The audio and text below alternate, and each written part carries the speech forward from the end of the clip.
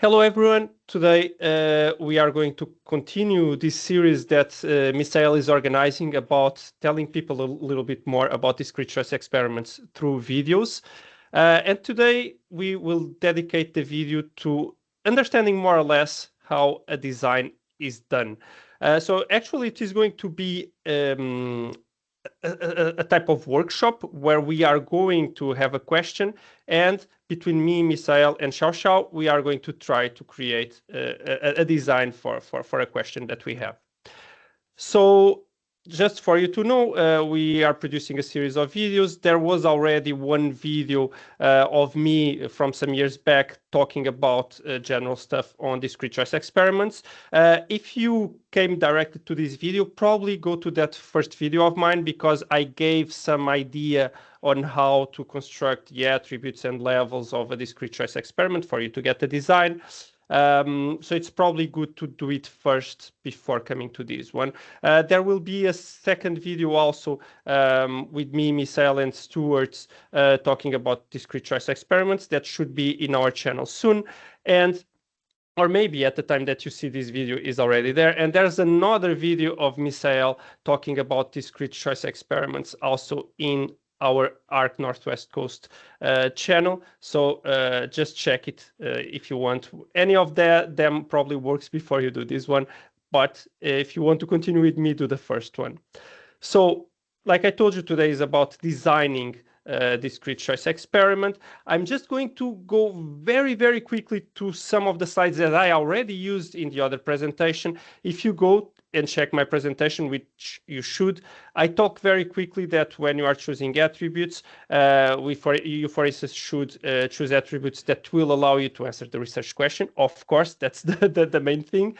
They need to be realistic, relevant to people. They should be clearly stated and easy to interpret. They should confirm that anyone will be able to answer. They should be moral, and they should probably fit in a small box in the way you write it. Now, if you look at this seems like nothing, right? It's very vague, very, okay, what is this? So that's why today we are actually going to do it for you to see, and I will be commenting on several of these bullet points implicitly whenever I'm discussing this with Xiao Xiao and Misael. Okay, we had a similar slide for the levels.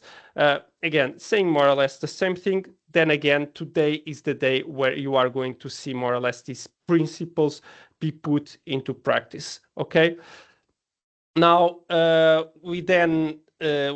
also talked about the size of the designs. I showed some literature showing that most of the times the designs are between 4 and 6 attributes, that the number of choice tasks are between 9 and 16. Well, we are not going to do much about choice tasks today, but implicitly we may talk about them, and we will definitely talk about the number of attributes as we are going through this workshop. We also talked about doing a balance, trying to have complex enough type of design that allows you to answer your question with the most amount of information possible, but also the problem that if you make things too complex, then people will struggle to answer, and that may lead actually to answers that are not good. So this will be a balancing effort of making a complex enough design that is simple enough for the people to answer it. Okay. Then I also told something about what type of preparation, what type of support, what type of tools should you have to do your designs. I talked about doing the qualitative side of it, always interviews, focus groups, etc. I talked about doing the literature review, checking what is out there in the literature that will help you choose your attributes and levels for the questions that you have. Later on, pre-testing and pilots and so on. Now, today we are going to skip this a little bit. It's not that it is correct, it's just that we cannot do, for instance, a literature review in front of you or a qualitative analysis with interviews in front of you. You should always have those into account. They are very important to inform your designs. But today will be just be us discussing and trying to come up with something that makes sense. It will be a little bit subjective, will not be super rigorous scientifically. Then again, because we are not doing the other stuff, but just for you to have an idea on how to build a discrete choice experiment.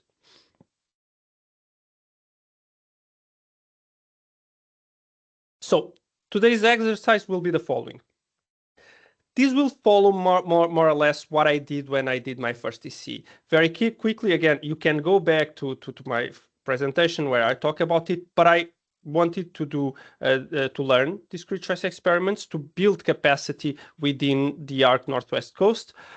And at the time, I remember it was COVID. It was in the middle of COVID. The courses on discrete choice experiments were not open because of COVID. And I kind of had to learn by myself, which led me to think, okay, I learned very well by doing. So why not try to do a discrete choice experiment, pick all the content that I have online, getting to some friends that know a little bit more and try to learn with them a little bit. So I decided that the best way for me to do it would be to come up with a question that could be answered with a discrete choice experiment and actually try to produce some research output with it. So at the time, because it was COVID, I thought about, okay, people are very polarized about some people really want to save lives at all costs.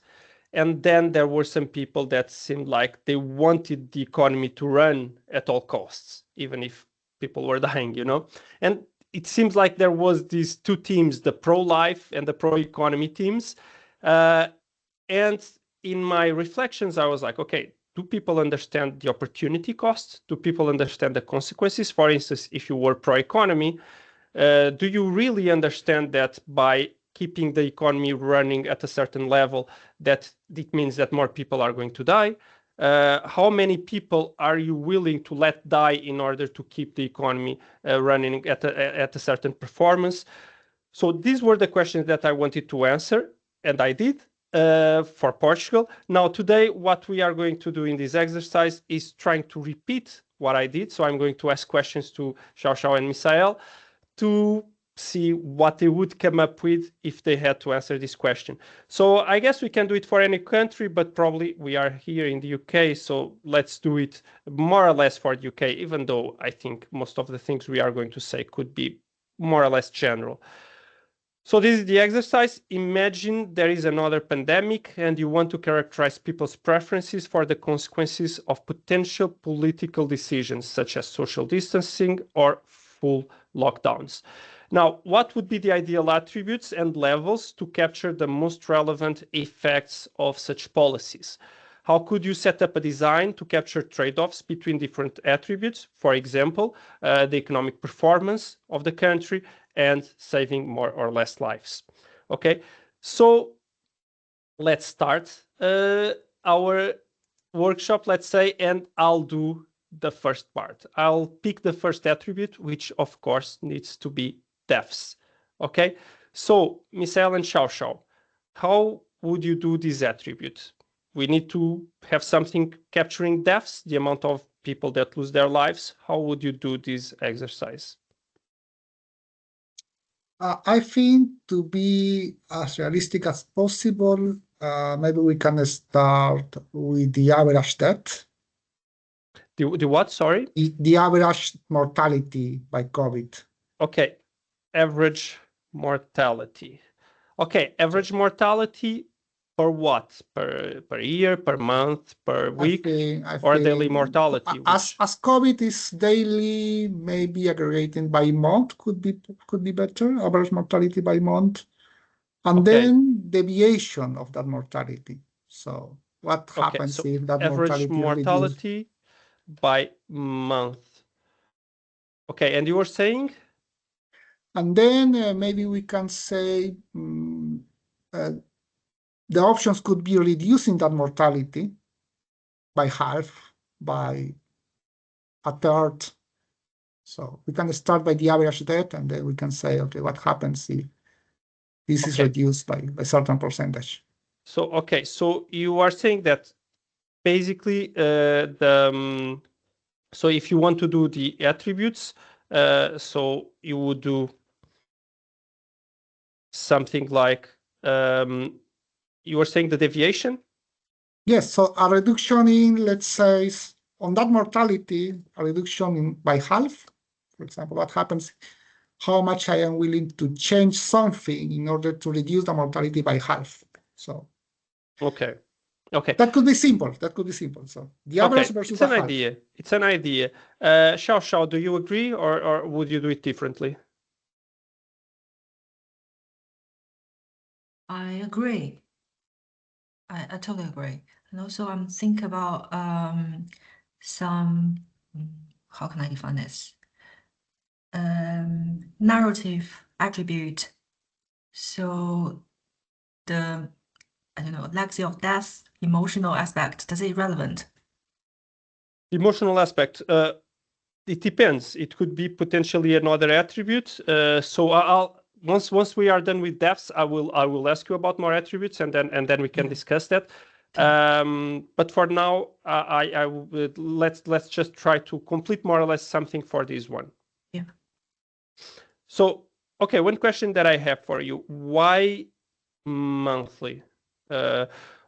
Okay, this is very subjective, and we are not even checking the literature and so on. But do you remember the days of COVID? What do you think would be more relevant for people? Monthly, weekly, daily?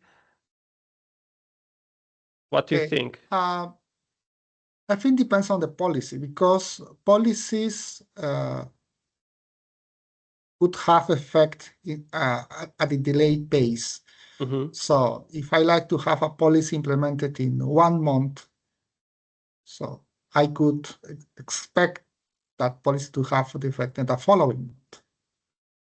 So from the policy perspective, I could say, okay, let's imagine that the relevant debt is measured by month. However, if I am focusing on, for example,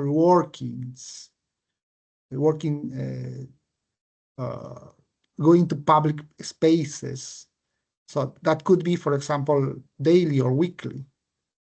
But I think just for practical reasons, any policy will have a delayed implementation. That's I think could be monthly. But of course, we can discuss with some data, which yes. So I'll give you my take, having a little bit more experience on this question.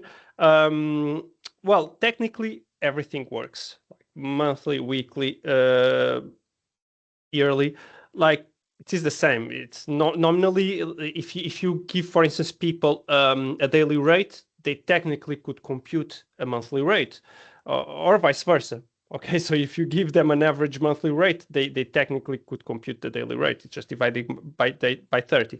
So in principle, they should be more or less the same. Now, when you were in the COVID period, people were really looking at the daily rates of mortality every single day in television. I remember, at least in my country, in Portugal, I remember there was a time in the day where the Minister of Health would come to television and say, today, this amount of cases, this amount of deaths. So I think at the time, people were understanding a little bit more the number of daily deaths. So actually, we decided to do it daily. But then again, it doesn't really matter. Doesn't really matter. Everything should be correct. It's just about what type of information people can understand better, because they will have to answer it in the survey. But it's fine. Monthly would be perfectly fine. I'm just changing it here to daily, but it's fine. Now, in terms of the attributes, you were saying reductions. So maybe for reductions, you are actually right. Maybe having something more aggregated could be a little bit better, but well, it depends. Now, reductions, you were saying, let's go again to the levels. So if we have, for example, 2 levels, we could say the average versus half of that. So what you would say is computing the average of, I would assume, monthly deaths for a period. Which period? During a wave, I would say. Yeah. During a wave. And then what you would do would be to reduce that by half or by third. Okay. Reducing it by half or by a third. Okay, now we probably want to do discrete choice experiment with, I would say, potentially 3 levels. I don't know, how many levels were you thinking about? I think we could put more levels that in just in order to be didactic, we can just reduce this. Because of course, in practical terms, what we can do is we can pre-test everything.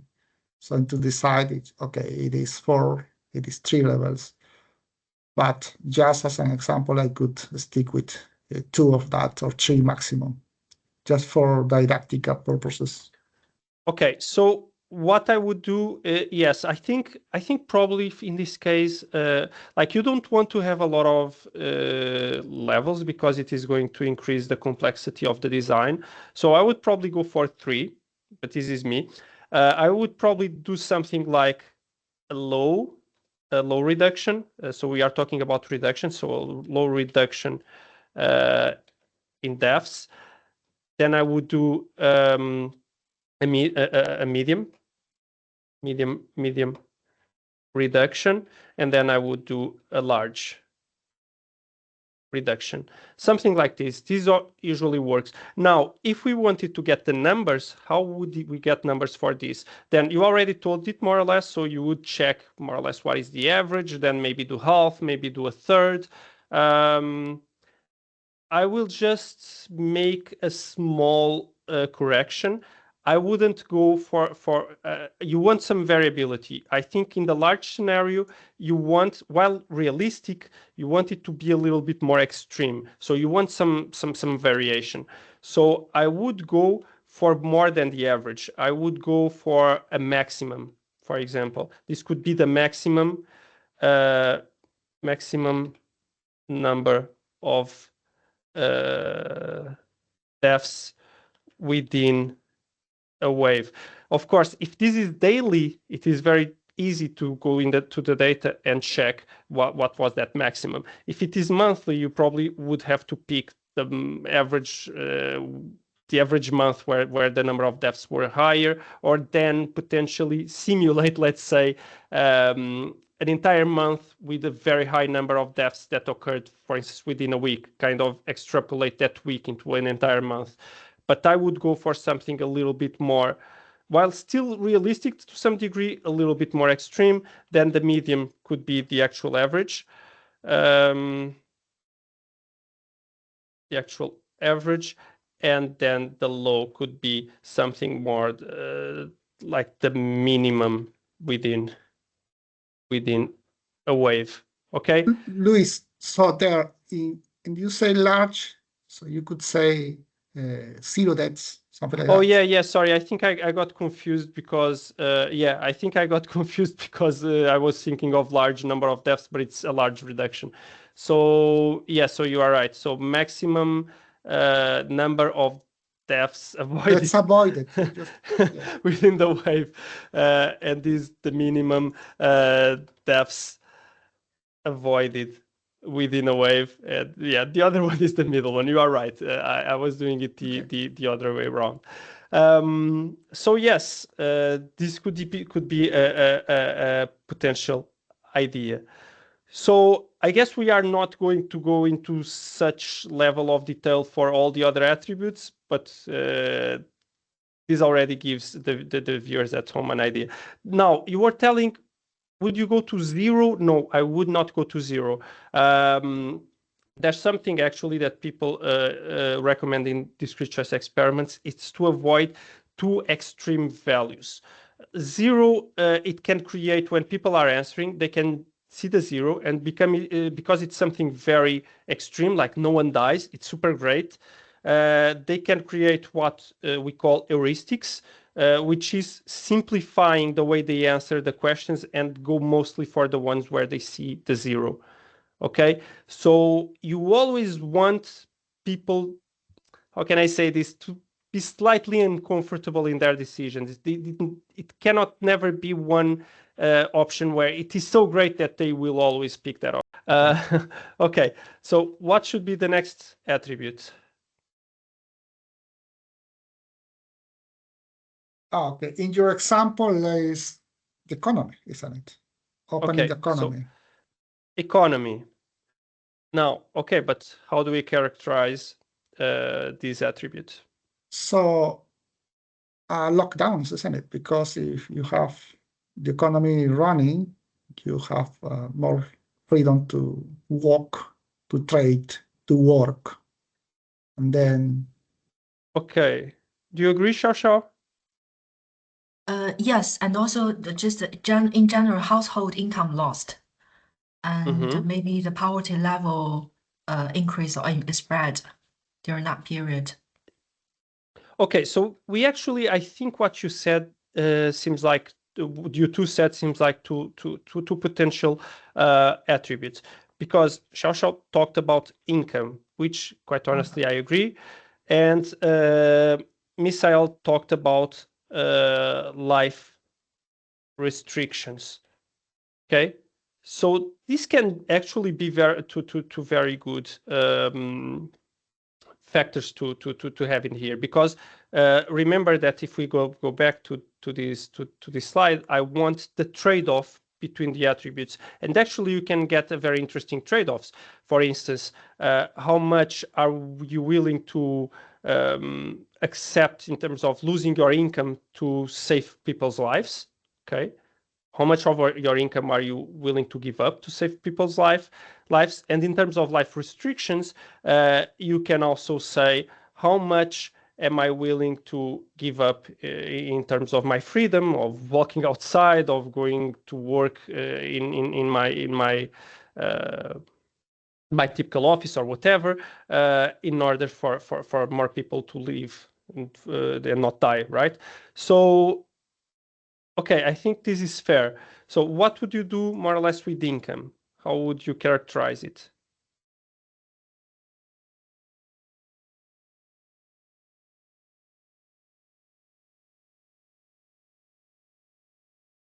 Anyone?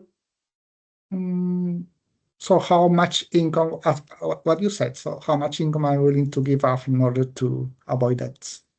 So yeah, it can be income loss, for example.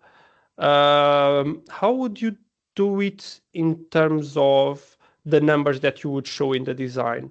Income loss, would you go for absolute, an absolute value of income? Would you go for a percentage? What would you do? Percentage. Yeah, why a Okay, percentage? From my personal experience, that during the pandemic, so the company will pay you like 90% at the first month, then reduce gradually like 20% during the middle and 30%, something like that. No, I totally agree. Like, there are several problems. One is if you have to come up with absolute values, different people earn different incomes. So yeah, if you say, oh, you are going to lose this amount per month, for a person that is not very rich, that may be a lot of money, and for someone that is rich, that may be nothing. So actually, it probably makes more sense to do percentage. Then again, I would probably, so let me just write percentage of income lost, and I would actually do something like again, so a low amount, a medium, and large. Of course, if you feel like there are more things, you could potentially go to 4 levels. I would try to avoid doing more than 4 levels. It usually gets discrete choice experiments very complicated. I think 3 is the optimum point. Two, I think in here you probably want a medium, so you could do only low level against a large, but I think the medium can play a role. But you could also go for 2. It depends on the type of attribute that you have. Here I would probably do this. Now, how would you compute these? How would you construct these levels? I think what Xiao said is very, very smart, which is we actually have some evidence that the companies laid off some people, but then they were still paying certain percentages.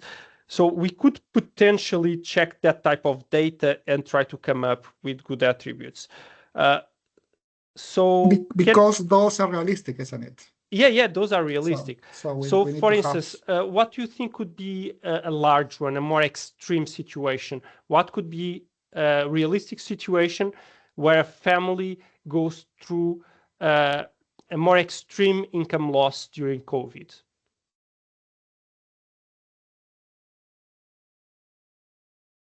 Xiao, what was the minimum level that the company paid during extreme wave? So is that 20% you said?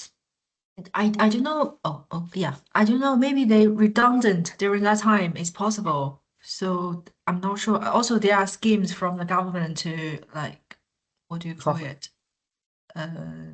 Like pay your loss. So I don't maybe 10% for low, 20 medium, then 30 and max something for maximum something similar. Okay, 10%, 30%, sorry, 20% and 30%. Okay, this is actually what I did. With some experience of what I found next, I would actually do a bit more, okay? Because I think, for instance, yes, I remember that we went to 30 because people would be laid off, but I think the government at the time was guaranteeing more or less 70% of their income, so they would lose only 30.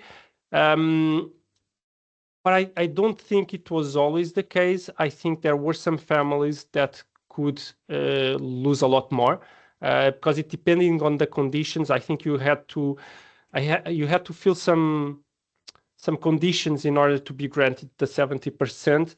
So I would actually maybe go a little bit more into the large one. And then another thing that I want to say for the people doing it at home is that we a lot of times we did it through.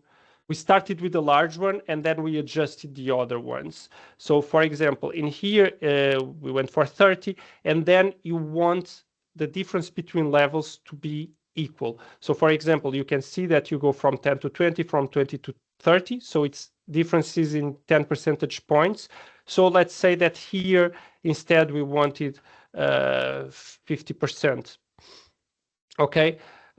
So if you wanted to do differences of equal differences, you could do something like this, okay? Where from low to medium, you have a 20 percentage points difference, and the same from medium to large. So this is kind of a rule that you should use when doing your DCs, is trying to make the difference in levels always constant. Luis, just to clarify for people who are seeing this.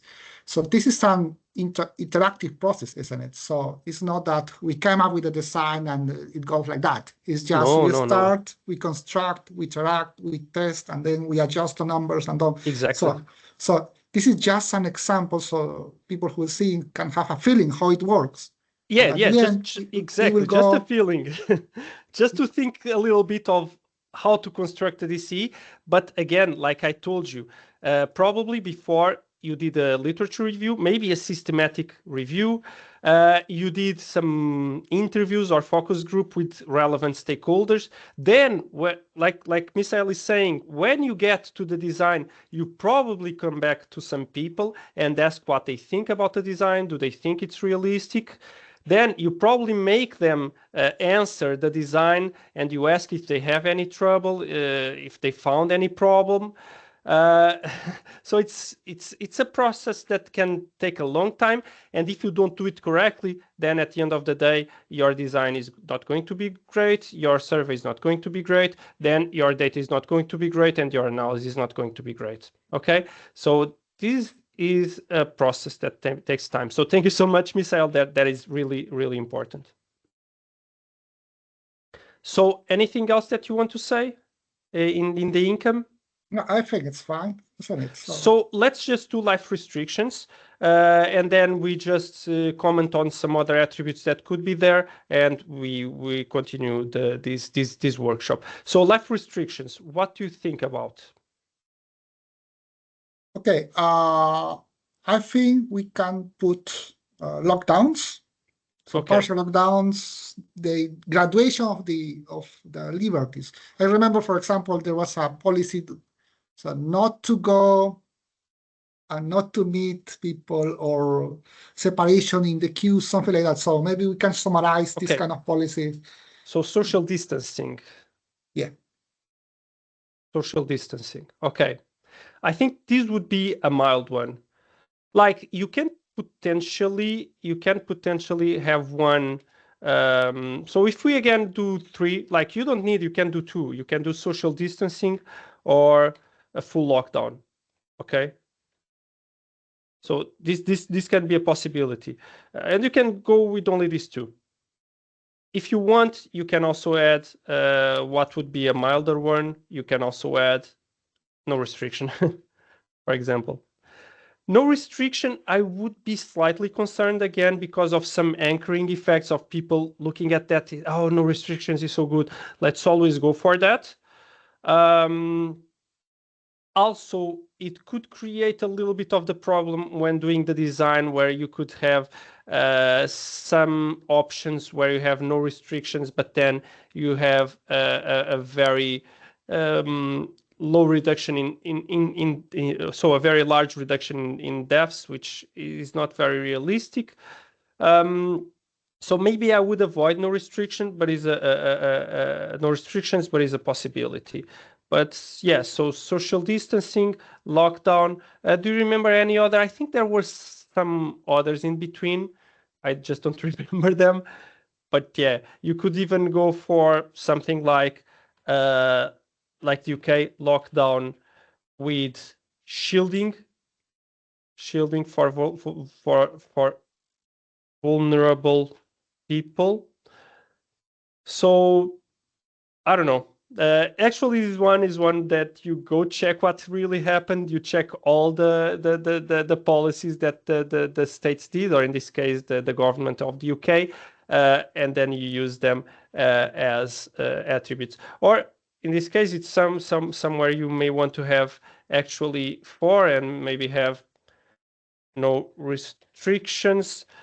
Then again, just be really careful that there's no option that is so good that people will always go for that, and also try not to make things too unrealistic when they are mixed with the other attributes. It's always impossible unless you go for what we call a label design, where some of the alternatives can only have certain options so that they always make sense. So but technically, most of the DCs, I would say, they are not label designs, and they will always have somewhat of some realistic options, but try not to make them too unrealistic, at least. So label, Luis, so label design is kind of a packaging?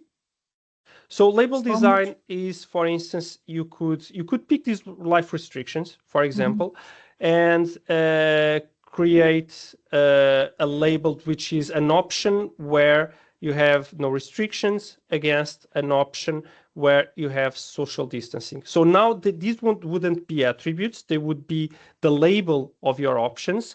And then, for instance, an option where you have no restrictions could never, for example, have a large reduction in deaths, for example, because it's not realistic. You combine some some levels, and then you Exactly. label that, and so they can be Exactly. created there. And a possibility of full lockdown with shielding and so on. You could say, for instance, in this case, there is never a low reduction of deaths. It is always larger because it should work better. Good. Now, but go back to the simple cases, and maybe we can do another video for yeah, definitely. So, okay, we did 3 of these. We could do more. There's a lot more things that we could have into account in this exercise. Instead of continuing, because it would take a long time, let's just see what I did, me and my colleagues, when we did our design. So what you can see here is that we went for deaths, and we did daily deaths because, like I told you at the time, I think people were more looking at how many people are dying in a day. Now, at the time, it's very interesting because we didn't have the data for Portugal, because in the first wave, Portugal did already a very strong lockdown, so they managed to contain it to a certain degree, and we thought, okay, this is very low, so let's pick data from another country similar to Portugal and try to understand what the number of deaths could be in a wave, a stronger wave, where maybe the policies are not there so fast. So we went to Spain, let's say, we picked the numbers from Spain, and we divided it by 4 because Portugal is 4 times smaller than Spain in terms of the population. Well, it is probably not the most orthodox way of doing it, but it is what we had at the time. And Spain is a very similar country to Portugal, so it makes sense. Let me just say that Spain, in the first wave, they went through quite a lot of complications, so they had really high numbers. So we did it from there. And indeed, it ended up predicting very well the second wave for Portugal. So we actually got it right. Now, in terms of loss of income, I already told you that we also went for the percentage. Now, let me tell you something about percentages, which is, it's a little bit tricky to use percentages because people don't understand percentages. Unfortunately, people are statistically illiterate, so they don't understand statistics a lot of times. So I would, in fact, avoid percentages if possible, or whenever using percentages, explaining very well how to interpret them. There are sometimes, Luis, graphs, isn't it? So you can put You can 10 put people graphs. and then 1, and then so it could be more visual, so it could be more understandable. Exactly. So that's an option, isn't it? Exactly. You can put some graphs. You can say, for instance, that 10 in 100 or 1 in 10 lose income. You could find other ways that you think that people understand it a little bit better. I would say graphs, and doing the 1 in 10 or the 1 in 100 or whatever helps people understanding a little bit more, or giving them examples. If you earn this amount, it means that you would only keep that amount. Okay, so if you earn 100, you only keep, for instance, for here where you lose 30%, you only keep 70. So these types of explanations can help people answering. So we also went for educational impairment. Again, here in the table, it seems very simple, but we had an instructions page explaining what that would mean. And it is very important that people understand that. Also, every time people saw the alternatives where they had to choose, they could go back to the instructions page. It's very important that they have the instructions page next to them. Sometimes even some people can do, depending on the software that you are using, you can do some hovering and see what the levels mean with more instructions to it. So yes, we went for social restrictions, and we did it here. You can see that we had the full lockdown, we had the night curfew and maximum of 5 people in gatherings, and we had live event restrictions and no bars or clubs. Then we also had one for poverty level. And the poverty level, you may ask, but you already have income. Why do you want poverty level? Our idea at the time was that loss of income is more personal. It's more like a selfish type of attribute, and this is more an altruistic type of attribute, where maybe you don't lose your income, but you are seeing the population around you getting less rich or falling into poverty. Luis, also conceptually, they are different, isn't it? It seems similar, but for economists, they are different. Exactly. One is more micro and more selfish. The other one is more macro and more altruistic, let's say. And just to tell you, in this one, we also went to check some data, and we saw that, for instance, without the state helping, the population in risk of poverty could go up till 45%. So this was a very extreme situation, but realistic to some extent, because people were not in poverty just because of state helping them with subsidies and stuff. Let me just say that before we done this, we also had a survey. And we also did some literature review, not a full systematic literature review, but we did some literature review. So we tried to, for this not to be subjective, because you never want it to be subjective. You always want to have data behind this literature, etc. So we tried our best, but because we were at a time where we had to put this down, like we had to have the survey out there, otherwise we wouldn't have the right data. We had to do it a little bit faster, so we may have skipped some steps, but my advice to you is always try to do all the steps possible. For instance, I would like to have done some interviews, but we were short on time, so we had to skip those. But of course, the design would be better, would be more robust if we had opinions of critical stakeholders in the design. Now, finally, Luis, yes. Luis, I suppose that if we could repeat this kind of design, for example, for the next pandemic, we have rich information that already happened, isn't it? We have statistics, how governments implemented different policies. We have some results, so we could do a pretty good example for the next pandemic. So, but interestingly, sometimes we like to do something that it didn't already exist, so we need to have some kind of combination, isn't it? I think it could be difficult to do this before the pandemic, isn't it? As you did this. So yeah, definitely. So there could be a balancing act, isn't it? If we like to evaluate some policy that it doesn't exist yet. Yes. But even then, for instance, probably you want opinions of experts, because we, as academics, we are usually experts in the methods, but not necessarily experts in the themes. So what we do several times when we are not experts in the themes, we study, we go read literature, and we consult with people that have more experience around certain themes and that know more. So we should always do that, but yes, sometimes when you get to very hypothetical stuff, it becomes a little bit more subjective, but we need to do the most we can to keep the method replicable, to keep the method robust. So you should always, if you can, try to have some qualitative side, some qualitative analysis with that, some interviews, etc. Thank you, Misael. Thank you, Xiao, and thanks to anyone watching this video. But yes, we promise that there will be a video about the technical stuff, putting this into a design and transforming it into a survey.